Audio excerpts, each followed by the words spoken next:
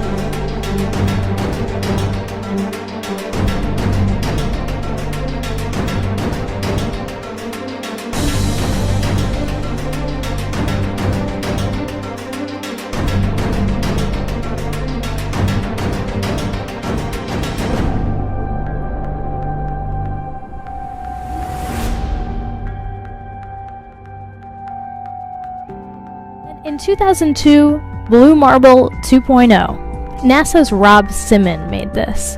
And it had wide appeal too. For example, it ended up as the default background on the iPhone. I didn't even know until I bought an iPhone and turned it on and kind of did a little happy dance. Simon's job is... It's primarily taking data and making pictures out of it. That's what this is, a composite of data sets from several different instruments translated into a picture.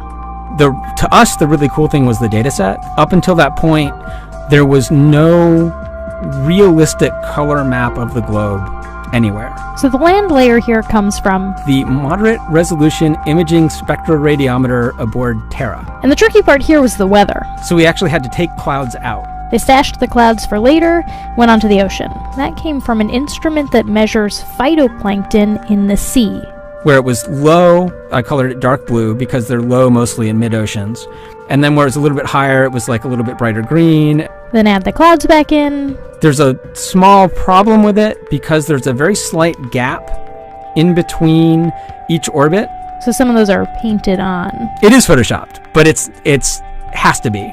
Then there was another layer to sort of simulate the atmosphere. And then there's this little bright spot. It's called the specular highlight. So it's the reflection of sunlight off of water. Those are the pieces, but you can't just slap them all together. It just didn't look realistic. It looks kind of flat, or the clouds are sort of too see-through. So I just hit Command Z a lot. There's artistry to creating the world.